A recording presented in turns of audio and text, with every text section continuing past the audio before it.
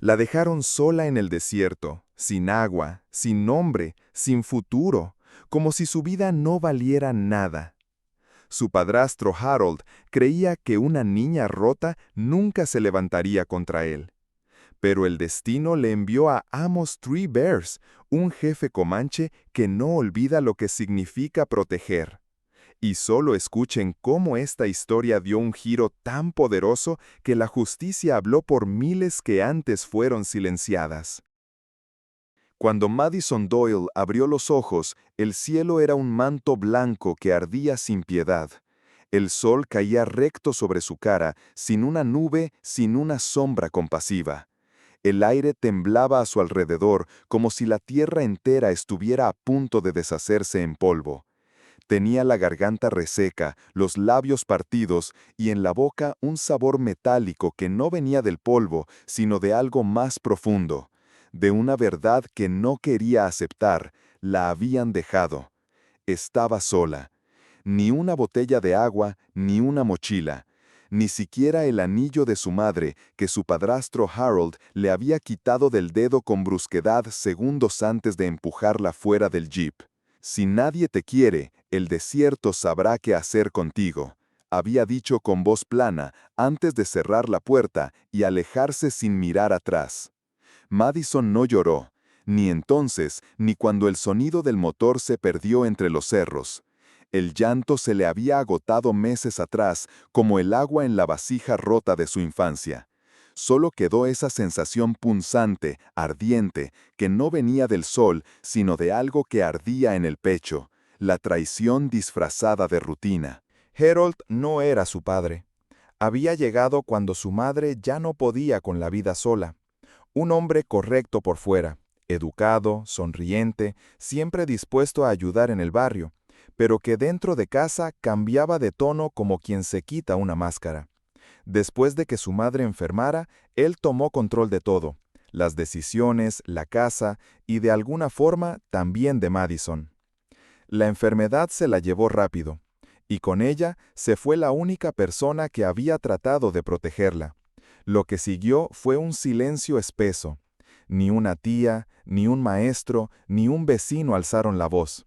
Todos vieron, todos notaron, pero todos miraron hacia otro lado.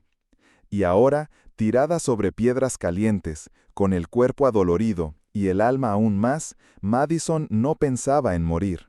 Pensaba en lo injusto que era tener que sobrevivir a algo que nunca debió pasar.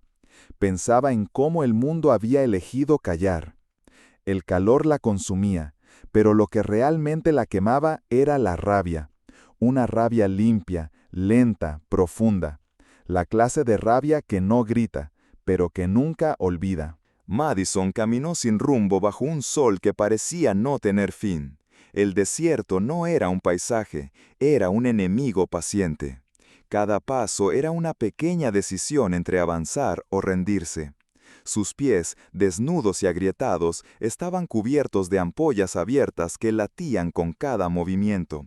Su camiseta, hecha jirones, colgaba de sus hombros como una promesa rota, sin fuerza ni propósito. El sudor se había secado hacía horas, ya no transpiraba, solo existía, envuelta en calor y silencio. Sus labios se partieron al intentar hablar, pero no había nadie para escucharla. Lo único que salía de su garganta era un susurro áspero, más parecido al sonido del viento entre piedras que a una voz humana. Y sin embargo, no se detenía. Porque cada vez que lo intentaba, cada vez que pensaba en dejarse caer y no levantarse más, una imagen la golpeaba como un látigo seco. La sonrisa torcida de Harold mientras le cerraba la puerta en la cara. Ese gesto tranquilo, esa seguridad de quien cree que ha ganado. Era eso lo que la empujaba hacia adelante. No la esperanza, no la fe, solo una rabia sorda que se aferraba a sus huesos. No sabía si la arena le quemaba la piel o si era su alma la que ardía por dentro. El límite entre el cuerpo y el pensamiento se desdibujaba. Empezó a ver cosas, luces donde no las había, sombras que se movían como si el pasado caminara tras ella. El mismo vestido azul creyó ver a su madre. El mismo vestido azul el mismo cabello recogido con una trenza que ella misma había aprendido a hacerle de niña. Llevaba un vaso en las manos. Agua. Madison estiró el brazo con una fuerza que no tenía, pero al parpadear solo encontró viento y polvo. A veces también oía su voz, suave, cantando una melodía que solían compartir, pero venía distorsionada, como si el desierto se burlara de su memoria. Cuando el sol comenzó a ceder y el cielo se tiñó de cobre y ceniza, Madison ya no podía más.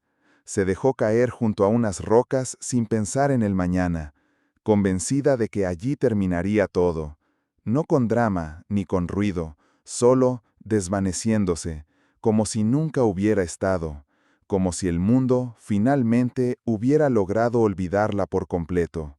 Lo que no sabía era que a lo lejos alguien había visto su silueta tambalearse por el valle, alguien que no pertenecía a la misma historia que la había condenado.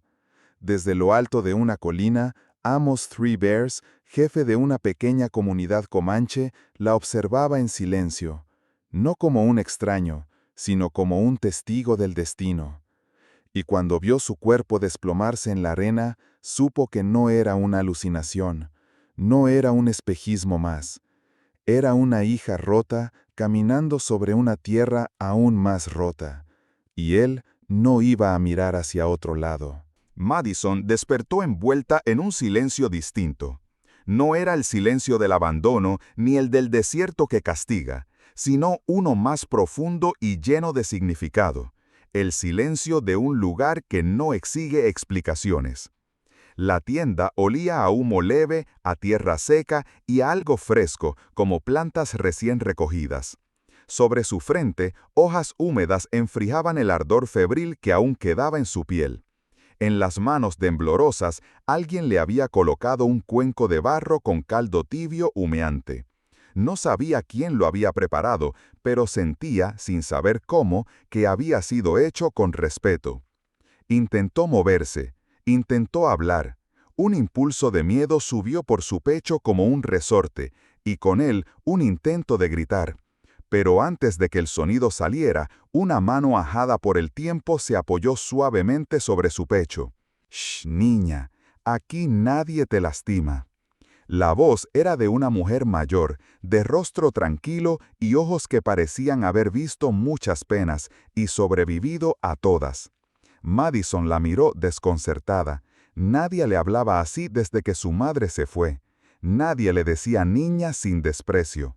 Durante los días siguientes, nadie le exigió respuestas. Amos, el hombre que la había encontrado, no le pidió que explicara su historia. No intentó reconstruir su pasado. Solo le ofreció un presente distinto. La llevó a caminar con él al amanecer, entre cactus altos y espinosos que se inclinaban como ancianos protectores. Le enseñó a distinguir las nubes que traen lluvia de aquellas que solo prometen sombra. Le mostró dónde se esconde el agua en la grieta de una roca y cómo se escucha a la tierra antes de pisarla. Los blancos creen que el desierto está vacío, dijo un día con una sonrisa en los labios, pero no saben dónde mirar. Madison lo escuchaba en silencio. Al principio solo lo seguía, luego empezó a preguntar, después a reír. Sin notarlo, su cuerpo comenzó a sanar, las heridas se cerraban, las fuerzas volvían. Pero lo más asombroso era lo otro. Su voluntad, aquella que Harold casi había quebrado, estaba encontrando raíz y forma. No se trataba de una transformación mágica, era lenta, terrosa, como el brote de una semilla que resiste dentro de la roca. Aprendí a confiar en su respiración, a distinguir entre el dolor del recuerdo y la verdad de la hora. Una mañana, mientras recogían piedras lisas junto al río, Amos se agachó a su lado. Sostuvo una piedra roja en la mano, como si pensara en otra época. «¿Cómo se llamaba el hombre que te dejó morir?», preguntó sin dureza, pero con una firmeza que no pedía excusas. Madison se quedó inmóvil. El nombre pesaba. No por miedo, sino por lo que representaba. Nombrarlo era romper el hechizo del silencio. Finalmente, casi en un susurro, «Harold Doyle». Amos asintió. No dijo nada más. pero al día siguiente colocó tinta, papel y un sobre frente a ella. Tú eliges qué hacer, pero ya no estás sola. Madison escribió, no por venganza, sino por necesidad, por tantas versiones suyas que habían sido ignoradas, calladas, borradas. Esta vez no, esta vez su voz iría acompañada. Una carta al sheriff del condado, otra al Servicio de Bienestar Infantil. Contó lo que Harold había hecho, con precisión y con verdad. Pero no envió las cartas sola. Cuando llegó el momento, Amos se vistió con su atuendo ceremonial. Llevaba una chaqueta con bordados tribales y un medallón antiguo que colgaba sobre su pecho. Madison caminó a su lado, erguida. Tenía miedo, sí, pero también una nueva firmeza que no venía del orgullo, sino del conocimiento de su valor. Y cuando llegaron a la oficina del sheriff, no fue un acto privado, fue una declaración. Una adolescente, con el rostro aún delgado por la deshidratación, con ojos marcados por lo vivido, acusaba a su tutor legal de haberla dejado morir. Y lo hacía de la mano de un líder comanche. En menos de 2 semanas, la historia cruzó condados, estados, fronteras. Aparecieron titulares, videos, entrevistas. Algunos medios hablaron de un rescate milagroso, otros de una niña del polvo encontrada por una nación olvidada. Pero para Madison, nada de eso importaba. Lo único real era esto. Por primera vez, el mundo no la ignoraba, la estaba escuchando. Harold Doyle fue arrestado a las 6:32 de la mañana, cuando el sol apenas empezaba a filtrarse entre los álamos del vecindario. Estaba en su porche, como cada mañana, con la taza de café en una mano y el periódico en la otra, sin imaginar que ese día ya no sería él quien dictara el silencio. Cuando los patrulleros se detuvieron frente a su casa, frunció el ceño con desgano. Al ver al sheriff bajar con los documentos en la mano, preguntó con desdén, ¿y esto? ¿Un malentendido más? Pero no hubo confusión, no hubo lugar para evasivas. La orden era clara, oficial y respaldada por los testimonios, las cartas, los exámenes médicos y, sobre todo, la voz firme de una joven que ya no temía ser escuchada. ¿Todo esto por una niña tonta?, murmuró Harold mientras lo esposaban. Lo que nunca entendió, ni entonces ni después, fue que no se trataba solo de Madison. Se trataba de todas las que fueron ignoradas, de las que crecieron con miedo y aprendieron a callar. Se trataba de madres que no pudieron defender, de maestras que no supieron cómo actuar, de niñas que nunca encontraron refugio. Con su denuncia, Madison no solo se defendía a sí misma, le devolvía voz a muchas. Y esa voz, esta vez, resonó más allá de las paredes de una oficina del condado. Llegó a programas de radio, a artículos de opinión, a conferencias. Cada frase suya era citada con respeto, no por lo que sufrió, sino por la claridad con la que había transformado el dolor en decisión. Días después del arresto, la fiscal del condado pidió hablar con Amos en privado. Se reunieron en una sala modesta, sin cámaras ni discursos, solo una mesa, 2 sillas y una taza de té que ella no terminó. No vemos muchos como usted, le dijo, después de una pausa larga. No vemos a muchos que aún recuerdan lo que es proteger. Amos no respondió con palabras. Asintió, con la mirada fija en la ventana, donde los árboles se mecían con el viento. Sabía que el verdadero acto no fue rescatarla, fue darle espacio para sanar, sin prisa, sin juicio, sin ruido.